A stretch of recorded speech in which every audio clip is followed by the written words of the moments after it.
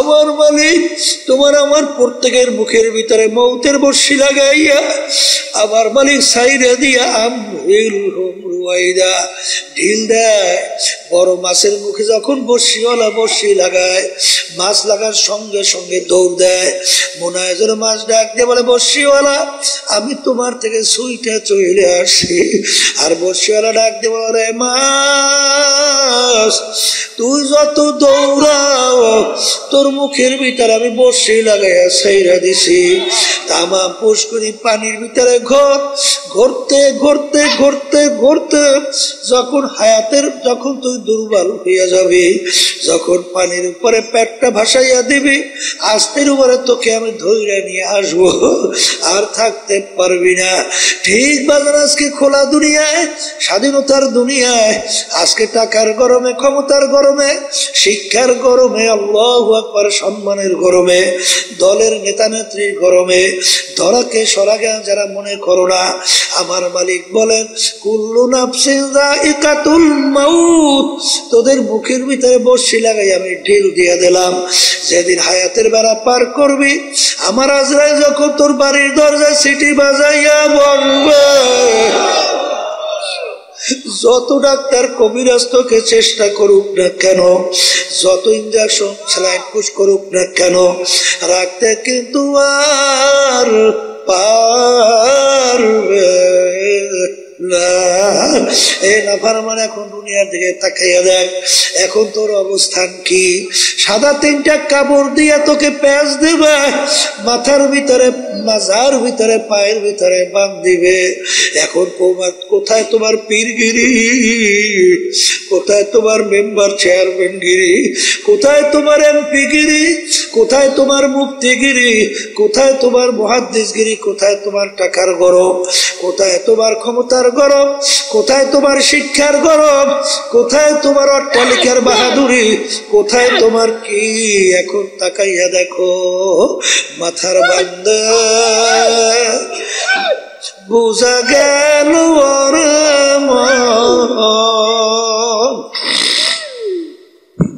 আর কোন দিন মাথা নাড়ার শক্তি নাই। বাজার বান্দা বুঝা গেল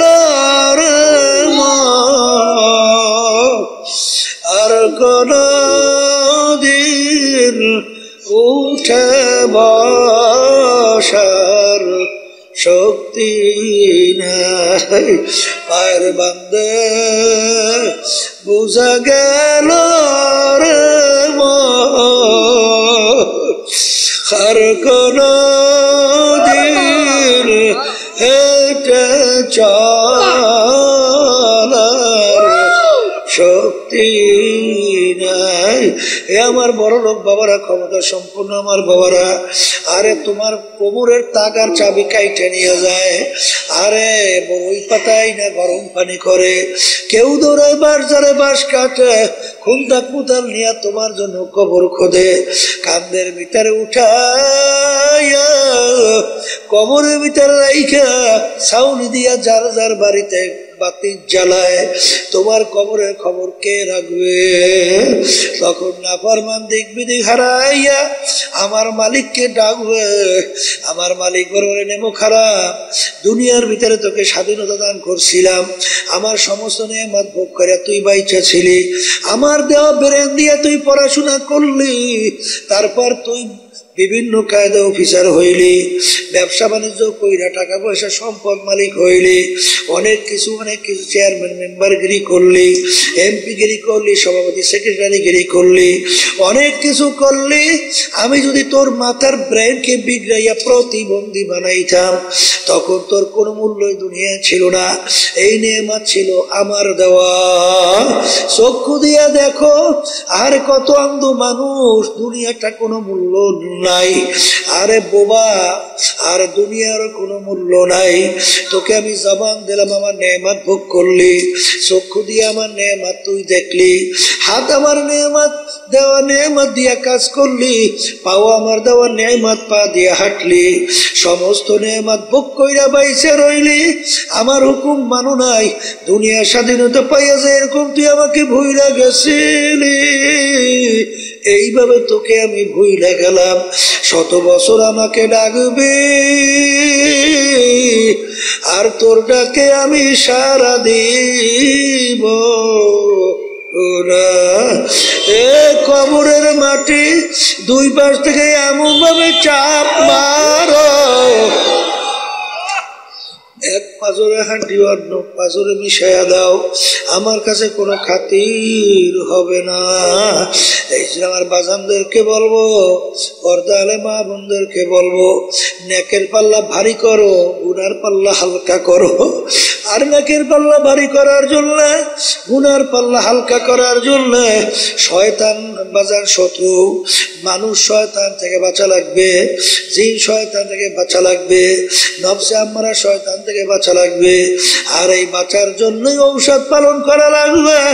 আর এই ঔষধ আমাদের তরিকায় 5 ঔষধ, সকাল সন্ধ্যা আল্লাহর জিকির করা লাগবে, সাপ্তাহিক তালিম হালকা জিকিরে যাওয়া লাগবে, মাসিক ইজতেমা সব গুজারাতে থাকা লাগবে বাজার। আরে আল্লাহর ওলিদের কিতাব পড়া লাগবে বাজার। প্রথম 2 ঔষধ আল্লাহর ওলিদের কিতাব পড়া, সকাল সন্ধ্যা আল্লাহর জিকির, এই 2 ঔষধ মহিলাদের জন্য। 5 নম্বর ঔষধ চরমনাইতে বছর 2 বার মাহফিল, বিনা ওজরে কামাই দেওয়া যাবে না। ওই জমিনের ভিতরে আল্লাহ একটা আলাদা বরকত রাখছে, না গেলে কোনোদিন বুঝানো যাবে না। ঠিক মতো ঔষধ পালন করে দেখো, আল্লাহর ফজলে দেখবা দিনের দিন তোমার দিল নাকে জগবে, গুনার থেকে ফেরবে। চোখে পানি ছিল না, এখন জোর করে ঠেকাইয়াও পানি রাখা যায় না বাজান। দেখবা তখন তোমার 3.5 হাত নৌকাটা চলছিল জাহান্নাম মুখী, আল্লাহর ফজল করমে এখন তোমার নৌকা চলবে বেহেশতে মুখী। এই মানুষ শয়তান কারা? বলে আপনার স্ত্রী হইতে পারে, বলেন, আবার স্ত্রীদের স্বামীরা হইতে পারে, আবার আপনার সন্তানরাও হতে পারে, আপনার দল আপনার দলের নেতা নেত্রীও হতে পারে, আপনার বন্ধু বান্ধব হইতে পারে। বলে হুজুর কেমনে? এক কথায় বুঝবেন যে আপনাকে গুনার ব্যাপারে উদ্বুদ্ধ করে, সে যে হোক, সে হলো মানুষ শয়তান। আবার বলে সে যে হোক, এক পদের স্ত্রীরা ঘরে আসে না, টেলিভিশন ঘরে না আনলে তোমার ঘরে থাকবই না, এইটা যদিও স্ত্রী না মানুষ শয়তান আসতে কয়। আবার এক শ্রেণী বেটা মেয়ে রয়েছে, স্ত্রী বলে কিসের নামাজ পড়ে, কিসের পর্দা পর্দা, হ্যাঁ বাদ দেখুন এ লাগে না, বুঝবেন ওরা স্বামী হলো ওরা মানুষ শয়তান। কথা ঠিক? এই দলের নেতা নেত্রী দেখবেন মানব রচিত কুফুরি তন্ত্রমন্ত্র বাংলাদেশ চলে না, এই যে প্রচলিত গণতন্ত্র, এর প্রবক্তাকে আমেরিকার প্রাক্তন প্রেসিডেন্ট আব্রাহাম লিঙ্কন কি বলছিল? Government of the people, by the people, for the people. এক কথায় বোঝাতে চায় সমস্ত ক্ষমতার মালিক জনগণ। এই কথা কেউ যাই না শুই না যদি বিশ্বাস করে, বলেন তো ইমান থাকবে? হ্যাঁ, আমরা কি বলছি? বাইদা আল্লাহ, ফরদা আল্লাহ, অবদা আল্লাহ, সমস্ত ক্ষমতার মালিক একমাত্র আমার আল্লাহ। কি কথা বলে না?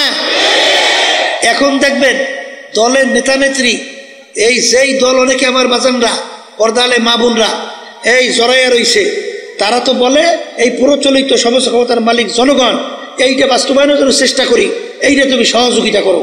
তখন বুঝবেন তোমাকে যদি এই হুকুম করে, ও যে হোক ও মানুষ শয়তান। কথা কয় না? ও কি শয়তান? হ্যাঁ, ও মানুষ শয়তান। এক কথায় যে গুনার ব্যাপারে কি করে? উদ্বুদ্ধ করে। কি করে?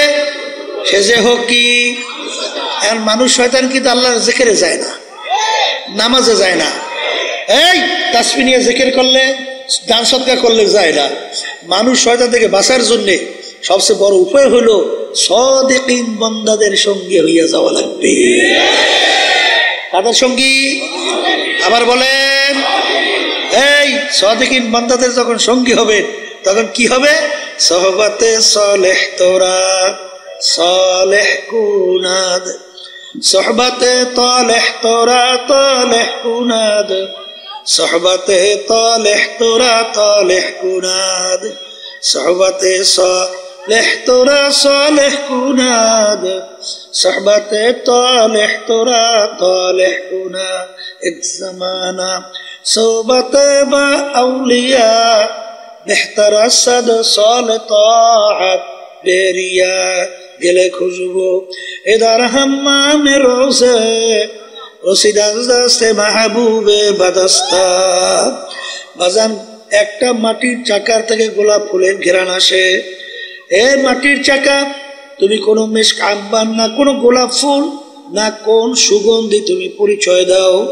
গোলাপ ফুল মাটির চাকা উত্তর দেয়, আমি কোনো গোলাপ ফুল কোনো মেশক আম্বার কোনো অন্য কোনো ঘেরান কিছুই না, আমি নিছক একটা মাটির চাকাই।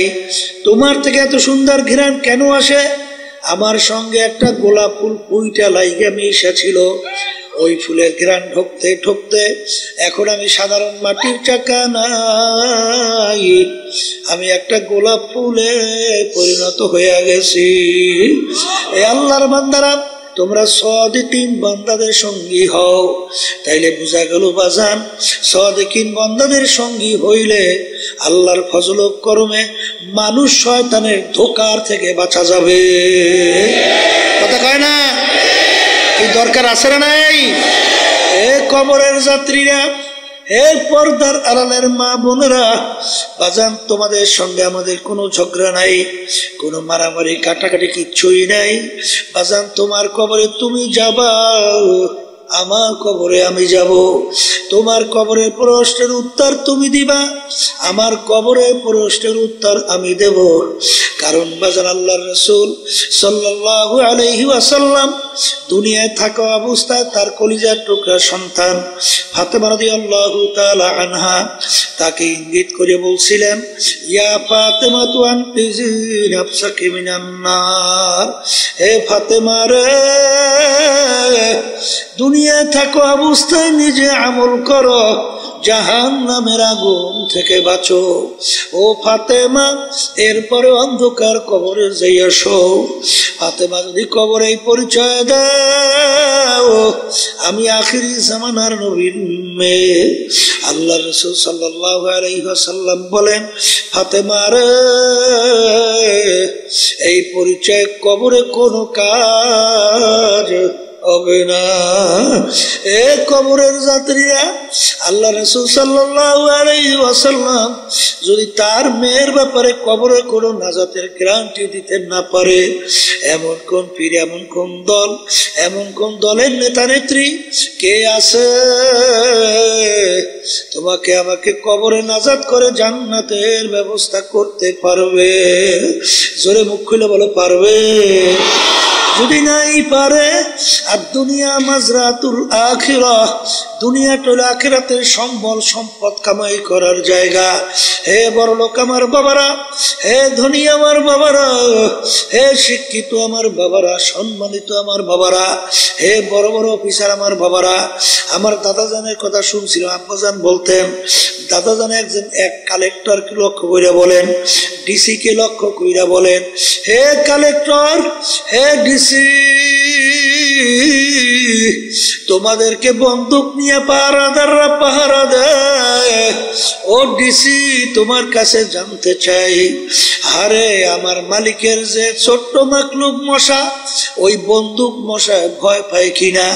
কলে তোমরা কি মশারি টাঙ্গাও? কলে হুজুর টাঙ্গাই তো। কেন? কলে হুজুর মশায় কামড়ায়। তখন দাদাজান বলে, কালেক্টর, আজকে তোমার সাধারণ মশা তোমার বন্ধু পাহারাদারের ভয় করে না, কিন্তু তুমি যদি বেনমাজি হারাম কর, সুদ কর, ঘুষ কর, তুমি যদি বেরোজগাররা বেপরদায় চইলা যদি কবরে যাও, ওই কবরে 99 বিষাক্ত সাপ তোমাকে ভয় করবে, এরকম কি গ্যারান্টি আছে কালেক্টর?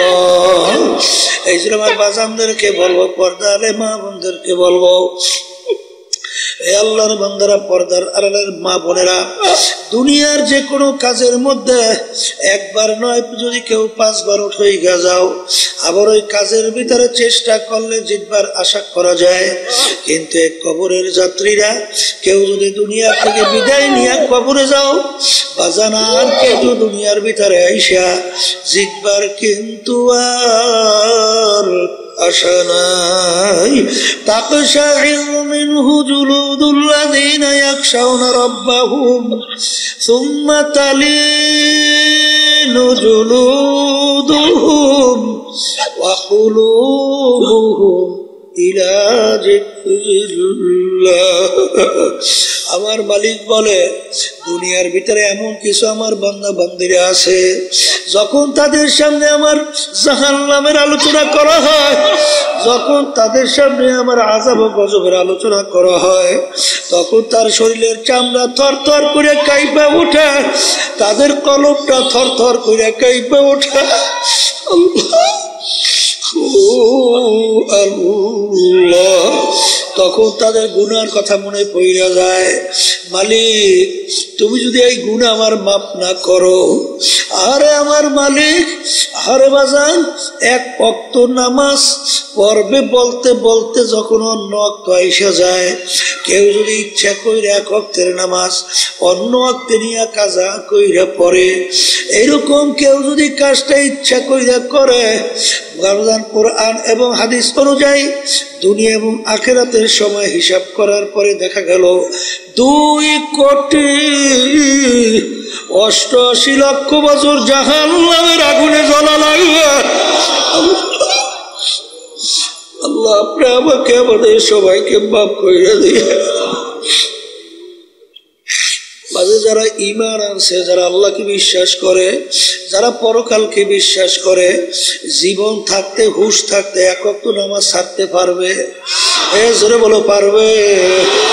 কিন্তু বাজান, ভালো করে মনকে বুঝাও বাজান, কিছুদিন পরেই রমজান মাসের রোজা আসতে আছে। কেউ যদি ইচ্ছা করে একটা রোজা ছাইরা দাও, বাজার কোরআন এবং হাদিস অনুযায়ী দুনিয়া এবং আখিরাতের সময় হিসাব করার পরে দেখা গেল একটা রোজার অপরাধের কারণে 70,000 বছর জাহান্নামের আগুনের ভিতরে জ্বলতে হবে। আল্লাহ, আপনি আমাকে আমাদের সবাইকে মাফ করে দিয়ে। বাজার, মন চাইলে মিথ্যা কথা বলো, কিন্তু একটা মিথ্যা কথা যদি কেউ ইচ্ছা কইরা বলো, একটা কবিরা গুনাহ অর্থ 7,000 বছর জাহান্নামের আগুনে জ্বলতে হবে। কেউ যদি অন্যায়ভাবে একটা লোককে হত্যা করো, আবাদুল আবাদ জাহান্নামের হুকুম হইয়া যাবে, কোনদিন জাহান্নাম থেকে পাপ মাপ পাবে না। এই জন্য আমার বাজানদেরকে বলো, কেউ ঘুষ সুদ খাইয়া বাজান সরকারি দলের সঙ্গে জড়াইয়া টেন্ডারবাজি চাঁদাবাজি কইরা বিভিন্ন কায়দায় সম্পদ গুছাইয়া বাজান, আরে বিল্ডিং একটা পর একটা তৈরি করলো, আরে সরকারি ক্ষমতায় অফিসার থাইকা ঘুষ সুদ খাইয়া বিরাট অট্টালিকা তৈরি, সম্পদের পাহাড় গড়ল। আল্লাহ রাসূল সাল্লাল্লাহু আলাইহি ওয়াসাল্লাম বলেন, যে হারাম মালের দ্বারা রক্ত এবং গোশত তৈরি হবে, তার জায়গা জাহান্নাম, সারা হবে না। এই জন্য বাজান, আল্লাহর ওলিদের ইতিহাস পড়লে দেখবা, হুঁশ থাকতে, জীবন থাকতে বাজান একটা হারাম তো দূরের কথা, মাকরুহ তাহরিমার কাছেও গুনার কাছে যাইতেন না। কারণ কি, তাদের ঈমান ওইভাবে মজবুত ছিল। এ কবরের যাত্রীরা, এ পর্দার আড়ালের মা বোনেরা, বাজার আমি বলি নাই, কোন পীর বলে নাই, কোন মুফতি মুহাদ্দিস বলে নাই, আল্লাহ এবং আল্লাহর রাসূল বলছে, আমি শুনাই যাইতে আছি, উলামায়ে কেরাম শোনায়। আল্লাহর হাবিব বলেন, আল কবরু রাউযাতুম মিন রিয়াজিল জান্নাহ আও হুফরাতুম মিন হুফারিন নার। আল্লাহর হাবিব বলেন, আমার উম্মতেরা, এ আমার সাহাবারা, এই যে কবর দেখো, এই কবর কিন্তু আসল কবর না। কোন কোন আল্লাহর বান্দা বান্দির জন্য আরে কবরটা একটা বেহেশতের বাগান হইয়া যাবে।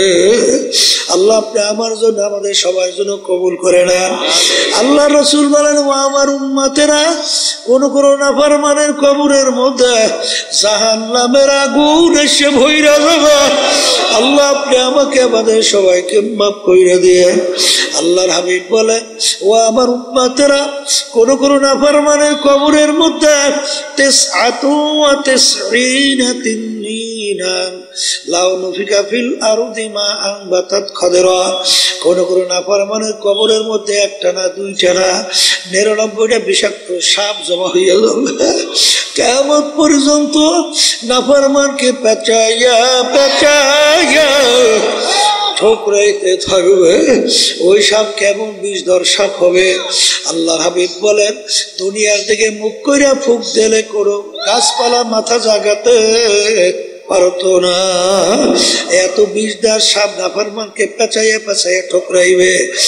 আরে বাজার আমি বলি নাই, আল্লাহ রাসূল বলছেন, শুনাই রাখি, কে মানবার তা জানি না। এই যে আমার বাজানদেরকে বলবো, পর্দারে মা বোনদেরকে বলবো, নেকের পাল্লা ভারী করো, গুনার পাল্লা হালকা করো। আর নেকের পাল্লা ভারী করার জন্য শত্রু থেকে বাঁচা লাগবে। জিন শয়তান, মানুষ শয়তান, নফসে আম্মারা শয়তান।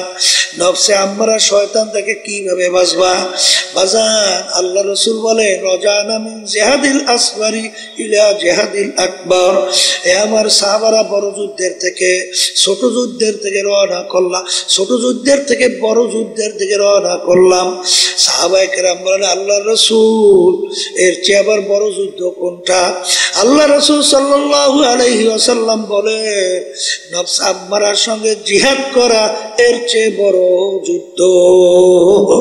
অত সহজ মনে করলে হবে না, বড় কঠিন। এই জন্য আল্লামা সিস্তি রহমাতুল্লাহ আলাইহি, আল্লাহু আকবার, আল্লাহু আকবার বাজান, আল্লাহ আল্লাহ। करीमा बख्शा बर हाल मा के हस्ता मसीरे कमंदे हवा ए আমার মালিক। আরে 40 বছর বয়স হয়ে গেল, তারপরেও তিনি মাওলা মালিকের কাছে দোয়া করে, চেহেল সালে উমরে আজিজাত গুজাস মেজাজে তু আজ হালে তেফলি নাগাস। এ আমার দয়ার মালিক, বয়স তো 40 হয়ে গেল, কিন্তু এখন পর্যন্ত সেই ছোট বাচ্চাদের তবিয়ত এখন পর্যন্ত দূর হয় না। মালিক, তুমি দয়া মায়া করে তোমার কুদরতি কোলের মধ্যে যদি টান দিয়া জায়গা না দাও, মালিক আমার কোন উপায় থাকবে না। এই জন্য আমার ভাইদেরকে বলবো, পর্দারে মা বোনদেরকে বলবো, বাজার আজকে চক্ষু খোলা দুনিয়া, স্বাধীনতা পাইছেন বাজার। স্বাধীনতার মধ্যে যা মনে করে তা করবা, আমার মালিক কিন্তু কিছু বলবেন না। কারণ আমার মালিক বলছেন, তোদেরকে আমি স্বাধীনতা দান করলাম কেন? লিয়াবলুয়াকুম আইয়ুকুম আহসানু আমালা, পরীক্ষা নেওয়ার জন্য। কে আমার হুকুম অনুযায়ী ভালো কাজ করো, আর কে আমার হুকুমের বিরুদ্ধাচরণ করো। এই পরীক্ষার জন্য তোদেরকে আমি স্বাধীনতা দান করলাম। এই স্বাধীনতার মধ্যে যে যেরকম ইচ্ছা সেরকম চলবা, আমার মালিক কিন্তু কিছুই বলবেন না। কিন্তু মনে রাখিস, কুল্লু নাফসিন যায়িকাতুল মাউত। আমার মালিক তোমার আমার প্রত্যেকের মুখের ভিতরে মৌতের বর্ষি লাগাইয়া আমার মালিক সাইরে দিয়া ঢিল দেয়। বড় মাছের মুখে যখন বর্ষিওয়ালা বর্ষি লাগায়, মাছ লাগার সঙ্গে সঙ্গে দৌড় দেয়। মনে হয় যেন মাছ ডাক দিয়ে বলে, বর্ষিওয়ালা আমি তোমার থেকে সুইটা চলে আসি। আর বর্ষিওয়ালা ডাক দিয়ে বলে, মাছ তুই যত দৌড়াও তোর মুখের ভিতরে আমি বর্ষি লাগাইয়া ছাইরা দিছি। তামাম পুষ্করি পানির ভিতরে ঘুরতে ঘুরতে ঘুরতে ঘুরতে যখন হায়াতের, যখন তুই দুর্বল হইয়া যাবি। যখন পানির উপরে পেটটা ভাসাইয়া দিবি, আস্তের উপরে তোকে আমি ধৈর্য নিয়ে আসবো, আর থাকতে পারবি না। ঠিক বাজার আজকে খোলা দুনিয়ায়, স্বাধীনতার দুনিয়ায়, আজকে টাকার গরমে, ক্ষমতার গরমে, শিক্ষার গরমে, আল্লাহু আকবার, সম্মানের গরমে, দলের নেতা নেত্রীর গরমে ধরাকে সরাগে যারা মনে করো না, আমার মালিক বলেন কুল্লু নাফসিন যায়িকাতুল মাউত, তোদের মুখের ভিতরে বর্ষি লাগাই আমি ঢিল দিয়ে দিলাম। যেদিন হায়াতের বেড়া পার করবি, আমার আজরাইল যখন তোর বাড়ির দরজায় সিটি বাজাইয়া বলবে, যত ডাক্তার কবিরাজ তোকে চেষ্টা করুক না কেন, যত ইঞ্জেকশন স্যালাইন পুশ করুক না কেন, রাখতে কিন্তু আর পারবে না। এ নাফরমান, এখন দুনিয়ার দিকে তাকাইয়া দেখ, এখন তোর অবস্থান কি? সাদা তিনটা কাপড় দিয়ে তোকে প্যাঁচ দেবে, মাথার ভিতরে, মাজার ভিতরে, পায়ের ভিতরে বাঁধ দিবে। এখন কোথায় তোমার পীরগিরি, কোথায় তোমার মেম্বার চেয়ারম্যান গিরি, কোথায় তোমার এমপি গিরি, কোথায় তোমার মুফতিগিরি, কোথায় তোমার মুহাদ্দিসগিরি, কোথায় তোমার টাকার গরম, কোথায় তোমার ক্ষমতার গরম, কোথায় তোমার শিক্ষার গরম, কোথায় তোমার অট্টালিকার বাহাদুরি, কোথায় তোমার কি? এখন তাকাইয়া দেখো, মাথার বান্দা বুঝা গেল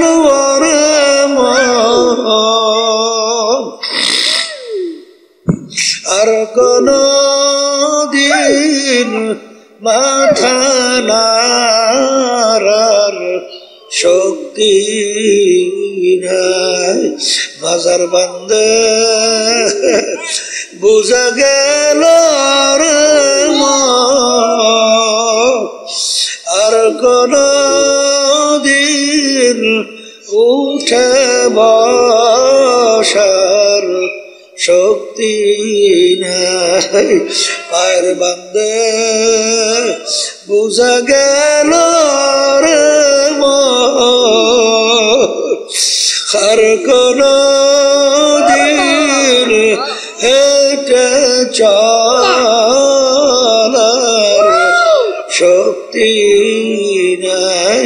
এ আমার বড় লোক বাবারা, ক্ষমতা সম্পূর্ণ আমার বাবারা, আরে তোমার কোমরের তাগার চাবি কাইটে নিয়ে যায়, আরে বড়ই পাতাই না গরম পানি করে, কেউ দৌড়ায় বাঁশঝাড়ে বাঁশ কাটে, খুন্তা কুতাল নিয়ে তোমার জন্য কবর খোদে, কান্দের ভিতরে উঠাইয়া কবরের ভিতরে রাইখা ছাউনি দিয়া যার যার বাড়িতে বাতি জ্বালায়, তোমার কবরের খবর কে রাখবে? তখন নাফরমান দিক বিদিক হারাইয়া আমার মালিককে ডাকবে।